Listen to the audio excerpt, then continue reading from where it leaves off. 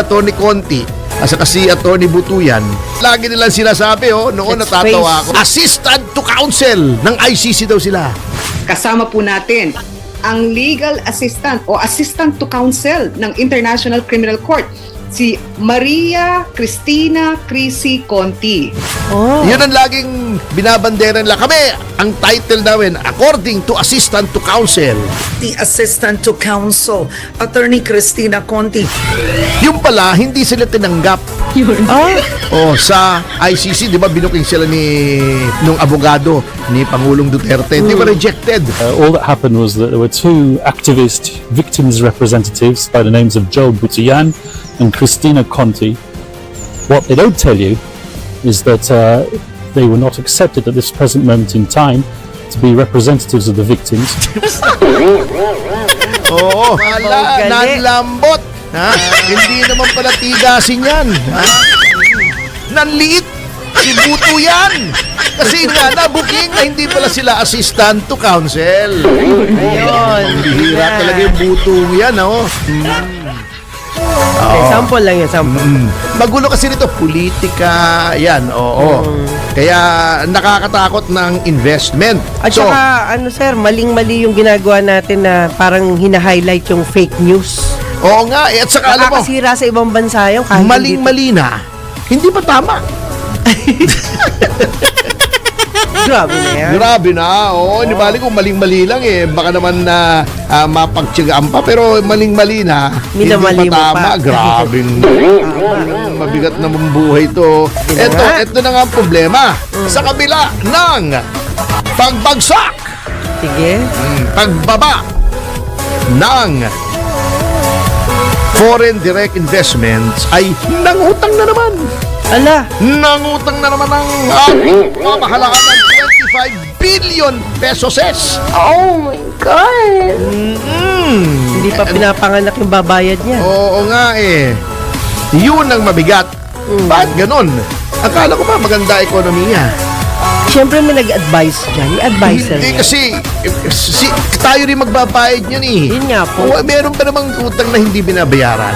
Kaya utang na loob, kaya yung utang ng gobyerno, kahit yung utang ng mga pamilya mo, yung utang ng ina mo, di ba? Babayaran mo yun pag hindi Yes. makabayad ng ina mo, di ba? Opo. Kasi sasabihin naman ng pinag-utangan mo, ayaw mo magbayad, ina mo! Utang ng ina mo yan! Ayaw mo magbayad! Utang ng ina mo! Grabe, 25 billion pesos. Oh, grabe. Mabigat. Malaki na nga utang natin. Pinalaki Ay, pa laki. lalo. Historically. Di ba, diniscuss natin yan, first 32 months Opo. ng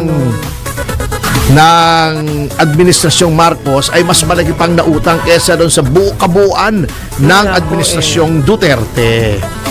Bago, sasabihin nila yung mga Duterte ang naglulustay. Binabaliktad. Pambihira naman, kaya naman, huwag naman ganyan. Yan ang mahirap di ba?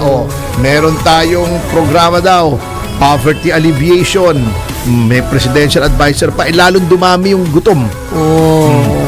Yung mga taong nagsasabing gutom sila ay dumami. Ang mga taong nagsasabing mahirap sila, dumami. Walang poverty alleviation. Bago sasabihin, haka-haka lang daw. Haka-haka, nagugutom yung mga tao. Haka-haka pa yung kumakalang ng sikmura. Haka-haka ba yung walang pambili ng gamot? Walang pambayad ng kuryente? Walang pambayad ng renta? Pambihira naman. Puro ayaw harapin ang katotohanan Yeah, solution dapat ang hanapin. Parang ito, yung si Atty. Conti at saka si Atty. Butuyan. Mahilig dito kasi tayong ayaw harapin ang katotohanan. Lagi nilang sinasabi, noon Let's natatawa face ako, the truth. assistant to counsel ng ICC daw sila. Oh. Yun ang laging binabanderan nila. Kami, ang title namin, according to assistant to counsel, Butuyan o Conti. Yung pala, hindi sila tinanggap. Sa ICC, di ba, binuking sila nung abogado ni Pangulong Duterte. Di ba rejected? Hindi na. Nung nabuking yun, ayaw na nilang gamitin yung assistant to counsel. Counsel of alleged victims. Oo. Kaya yan, si Buto yan. Di ba yung si Joel Buto yan? Ay, Buto yan Buto eh. yan. Oo. Nanlambot si Buto yan. Oo. Tulin. Oh, Buto yan nga. Wala naman palang ibinuga si Buto yan eh. Abaw. Wala, gali. nanlambot. Ha? Hindi naman pala tigasin yan. Ha? Nanliit. Si Buto yan. Kasi nga, nabuking na hindi pala sila assistant to counsel. Ayun. Bihira talaga yung Buto yan, oh. Sorry Buto talaga. yan eh, oh. Daming nasisilip. Oo, kaya nangyayari kay Buto yan at saka kay Conti na lang Conti ang na lang. naniniwala sa kanila. Ay, nako! Ito pa namang si Buto yan. Kala niya makakapasok siya. Hindi na ipasok si Buto yan eh. Sa ICC. Nag-CCC siya tuloy yan.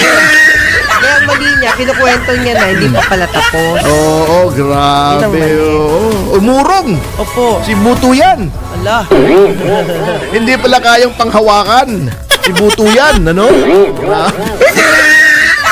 Attorney, singit lang. Meron pa tayong minuto. Si speaker talaga eh. Singit ka ng singit Hindi po. Sabi nga po Demanda ka kasi- yan sa ombudsman eh. Hindi, attorney, pakinggan mo lang to. Mahigit 1 milyon ang pagtatangkang hacking na ano mo na ba to?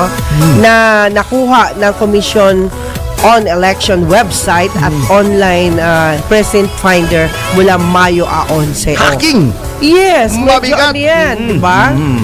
Kaya, ano, yung mga tao ngayong nakikinig, nagtataka sila, what if nangyari yung mga ganyan? Oh, pero sabi naman ng COMELEC, hindi naman daw nagtagumpay. Pero nalaman nila. Nalaman ka, siyempre, pagka may nag-hack sa system mo, sa website mo, Oh, hindi sila nakapasok. nalalaman mo. Ah, okay. Nalalaman mo yan. Yun. Ako maraming beses ako na-hacking eh, hindi ko Ganun ba? nalaman. Ay, detalyo, siyempre, hindi naman tayo mga IT eh. Yan. Ako noon, yung dating email ko na-hack. Pagbukas ko, biglang nawala lahat. Oh. Akala siguro nila makakukuha sila ng impormasyon tungkol sa mga bank account ko. Hindi nila alam sinauna ko.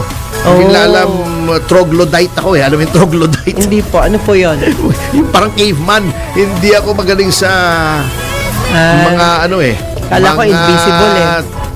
Mga yung technology. Technology. So wala akong mobile banking. I-hack nyo yung aking telepono. Ay wala kayong mapapala. Puro pagmumukha ko. Puro cellphone ko mapapala nyo. Wala kayong mobile banking kasi wala po akong mobile banking. Pag kailangan ko ng pera, pupunta ako sa bangko, dala ko yung passbook. Ayun, Ibigay mas ko yung safer withdrawal yun. slip. Oo, hindi nyo Mas mahahack safer yun. kasi walang mahahack eh. Opo. At least nakalista.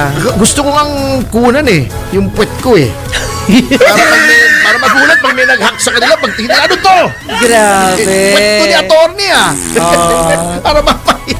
Grabe. Ay, nako talaga. Oh. Talaga. Ay, anyway, ay tutuloy natin ang dating pag-aaral Alay, pagkabalik natin. Ay, siya. Siguro kaya nga pansamantala ay magbabalik po